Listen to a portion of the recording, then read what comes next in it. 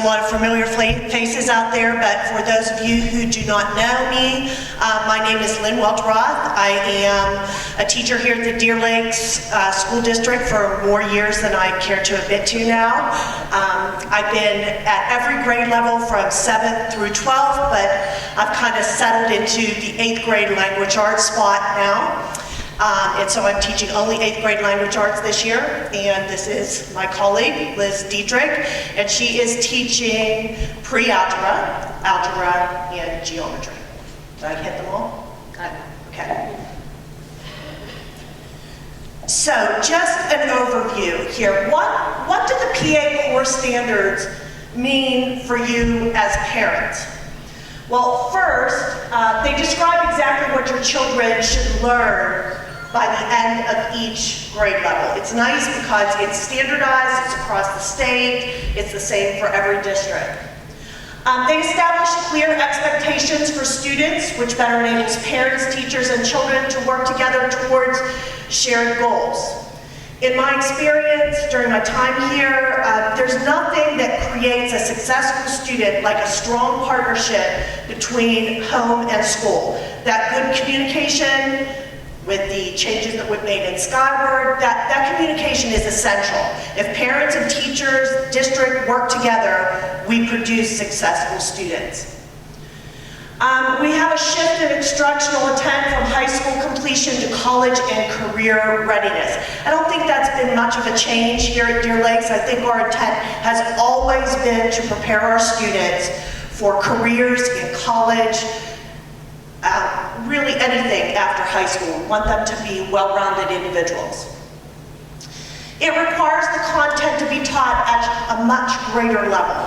Instead of having a huge number of standards where you're just glossing over things and just touching lightly on a large number of subjects, that kind of condense those into some core things that they really consider are important for students to learn.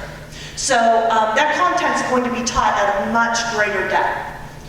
Curriculum and assessments, as Mrs. Barnes said, are going to be geared to align with the PA core standards.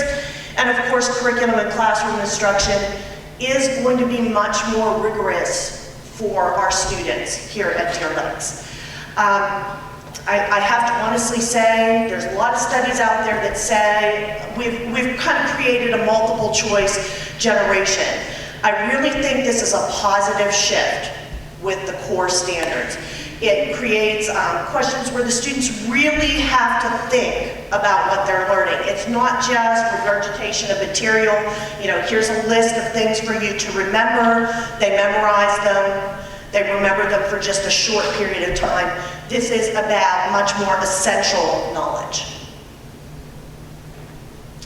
So, another thing I wanted to address is how has the district responded? I really think that Deer Lakes has been very proactive about preparing us for this change. We knew that standards were coming and the district began to prepare us before the standards even kind of came down the line. We started to talk about it. So our district has been proactive. That provided training on changes in the standards, that provided us training on how to change our instruction in both English language arts and in math, and that was provided, first of all, by our AIU, Allegheny Intermediate Unit. Math and English language arts curriculum revisions were also conducted over the past year, and they're continuing. It's still a fluid document with the assistance of the AIU. And then, of course, the teachers in math, science, and English language arts. Over the summer, we were prepared to provide instruction that meets the new PA core standards under NMSI, which was addressed earlier. So specifically with language arts, so what kind of changes can you expect to see in a reading class, in a language arts class? First, prior to the changes, we had this little orange book. It was a Sadler-Oxford book at the middle level and in some cases at the high school. And it was kind of like a spelling book. The student would receive 20 words, then learn the words, how to spell them, what the definitions were. That has kind of gone by the wayside. Vocabulary is now going to be taught in context, which means it's going to be pulled out of the that the student is reading. Also, we hope to prepare our students better for the SAT and those other tests that they're going to see down the line by learning to pull apart words, to decipher their meaning via prefixes and suffixes and Greek and Latin roots. So how will writing instruction change? Writing, very rigorous, very big change from the way it was conducted before. If you look up here, there's a prompt under the previous system. A prompt that you might have seen under the old standards might have been something like this. Write about a place that you'd like to visit someday. Or maybe it was your school is considering instituting school uniforms for all students. Write a letter to your school board that says whether you are for or against school uniforms. Now the prompts require a lot more thinking. Under the new system, this is one that was just completed in 8th grade. They read a novel, and the prompt was to discuss how the honesty and dishonesty of characters in the book helps to shape the identity of the main character. So you can see that the prompts require a great deal of thinking. They can't just, take the surface material on the text. They have to really think about what they've read, pull that information together, and then make some conclusions about that information. So it's going to require students to use evidence from the text via quotes. So they're going to have to prove what they're trying to say. It's going to require an academic stance, a more formal type of writing. And it's going to require a much deeper understanding of the text and a much more mature thought process. Okay, so kind of the questions, what's the name of the main character? Is this book fiction or nonfiction? Those questions are still around, but then at the end, we want them to really think about what they've read. This would not be something that they could just flip through the book and find the answer. It's going to require thinking outside of the story. And then reading instruction, what will that look like? Students will be required to read the text on their own. They're not really going to be read to in class. Sometimes, they use the audio CD. That's going to kind of be discouraged. We really want the student interacting with the text on their own. Students will be asked to perform more close reading exercises. That may mean annotating the text. They're writing their thoughts and their opinions about what they're reading in the margins as they move along. Or maybe they're answering questions that requires more of an interpretation of the text rather than just looking for the obvious things on the surface. Really not a lot of study guides coming home where the students would get a list of questions that they might see on the text and then they discuss the answers. And test questions, and I think this was touched on prior, they're going to go above what is obvious, and kind of the questions will be linked together, and I tried to provide an example. The student would read a piece of text, and then the first question that they might receive would be, what is the tone of the passage that you've just read? And so they would answer that question. Then the second part of that question would be linked to the first. The second part would say, please choose all of the words below that can contribute to or support the development of that tone. And then it would say, choose all that apply. So there wouldn't be just one correct answer, there would be more than one. And also that teachers will begin to rely more on essay responses for assessment rather than your standard multiple choice kind of test questions.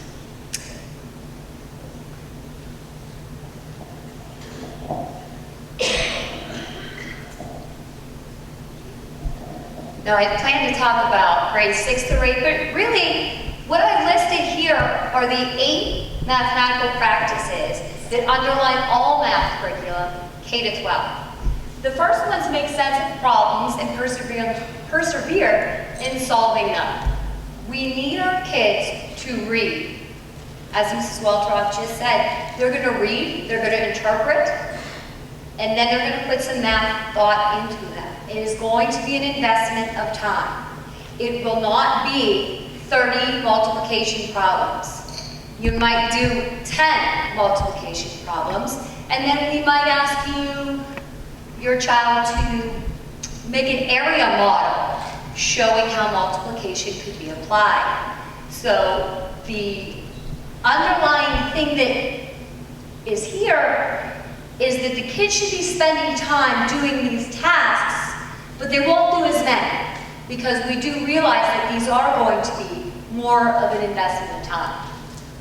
The kids will reason abstractly and quantitatively. They're going to go back and forth. We may give them a word problem and say, okay, now translate it to math symbols. Or we may give them the math symbols and say, now give us a situation where this could be applied. So that flexibility and fluency between the verbal and the mathematical explanations is really something that they're stressing. The third is construct viable arguments and critique the reasoning of others. The kids adore this. This is the kind of thing where we would intentionally make a mistake on the board and wait. Does everybody understand? There's a kid. No, you said last time that they love to look at the work of somebody else and find the mistake. We are teaching them to do that, go through carefully in detail, look at others' work. We teach them to critique the work, not the person. And so this has been really a great strategy so far. We also do like an error analysis where they don't do any of the work. They're just looking for the mistake and explaining what the mistake is. You'll do a lot of modeling. You'll see crazy manipulatives come home. We'll do a lot of card sorts. We do a lot of hands-on. They'll talk. They'll do stations and move around the room. This is not going to be a traditional step one, write the fractions on top of each other. Step two, get a common denominator. The classroom won't run like that. The kids will be required to do the work, and the teacher will be the facilitator. Use appropriate tools and strategically. Here, yes, we have technology, fantastic technology, but we will use it only when it's appropriate to do so. I can say that I did my homework before I came, which was to check Facebook and to see what everybody was saying. And one of the things that was all a buzz was at the primary level was making these groups of 10. Well, why are they making these groups of 10? These groups of 10 will teach them later, why do you line up the decimals? Well, why, when we solve equations, do we have to balance both sides? All of that is the underpinnings of what's coming. And so, one of the other things that I saw was number bonds. I love number bonds. So I know they're different, and I know it's hard when your child comes home and I got A's in that.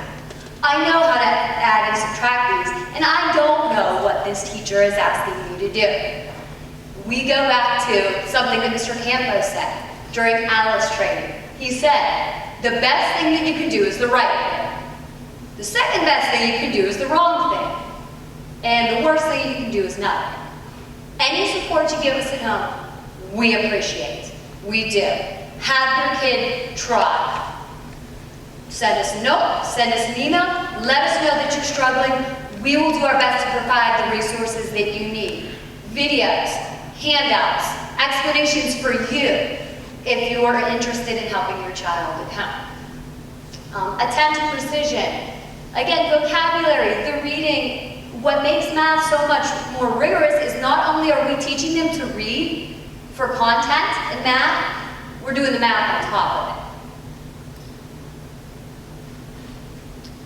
it. Look for and make use of structure.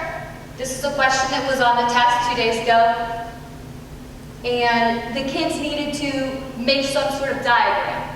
And we are teaching kids to organize, to make tables, to have these different things in place, not so they can write out all the multiplication factors. That in itself is not going to be particularly useful later in life. But what it does teach them is to create order, structure, and to find pertinent pieces of information. All great college and career-ready skills. Look for and express regularity and repeated reasoning. We want our kids to go back and think about what they wrote. Does that make sense? Those are our 8 practices, and even though specifically I was thinking 6 to 8, these 8 practices do run K to 12. And please, we are happy to have your support. We're happy to take your questions. And I'm going to turn it back over to somebody who is higher up than me to tell you where to go next. No, we have some elementary folks who are going to talk real quick. Did you guys, are you going to? Yeah, and Kevin? I think there's an elementary group coming. I feel like there should be music now. That's right.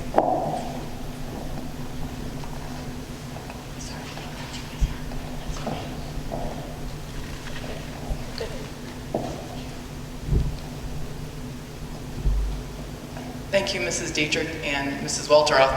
My name is Angelo Kozlowski. I am the 5th grade English and Language Arts, one of the 5th grade English and Language Arts teachers, and Mr. Kevin Znosko is with me. He teaches 3rd grade mathematics, science, and social studies.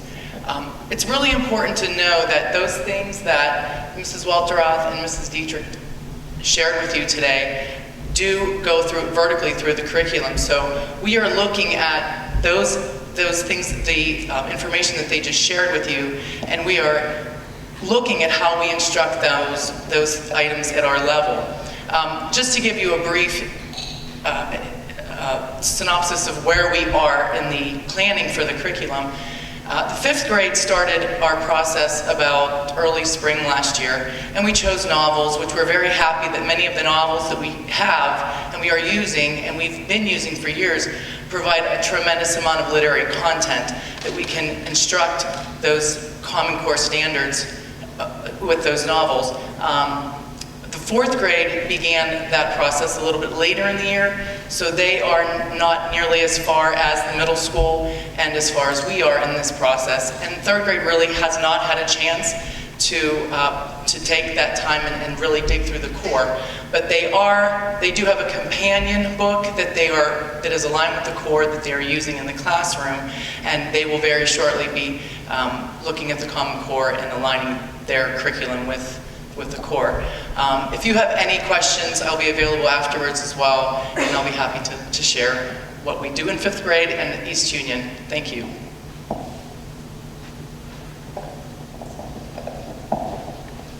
Thank you very much. My name is Kevin Znosko, and I do teach at East Union. I teach 3rd grade math, science, and social studies, and I'm here to talk to you briefly about the math at the elementary level. I know it's getting late, and I'll try not to keep you here much longer. I did want to mention that everything that Ms. Dietrich mentioned earlier with the 6 mathematical practices are also coming down to our level, where we are asking the students to do some of the same things that she mentioned. We're asking them to explain their answer. We're asking them to show how they got the answer. And it's not simply just putting the end sum or product at the end of the problem anymore. We want them to go a little bit deeper than that. So at my level in 3rd grade, we've been focused on multiplication a lot since the beginning of the year, and we're not just interested in the product. You know 3 times 5 is 15. Okay, that's rote memorization. At this point, we're trying to go a little bit deeper than that. We're asking them to show examples or to make drawings or to verify how they can prove that 3 times 5 equals 15, and to show us some examples of that with drawings, arrays, groups, skip counting, even we're using number lines. And the important information at this point is not only can you get the answer, but how did you get the answer? Okay, we all could get the answer. You know, everybody can get a calculator and punch those numbers in, and that's not necessarily the only thing we're interested in anymore. Yeah, it's part of what we're looking at, but it's not the only thing we're looking at. We want to know, how did you get that answer? How do you know that it's correct? Does it make sense? Is it reasonable? And we're asking kids to be able to answer some of those questions and to talk about some of those things even at the elementary level. So like I said, I don't want to keep you here too long. I will stay afterwards for anybody who has questions. And thank you very much for coming out tonight.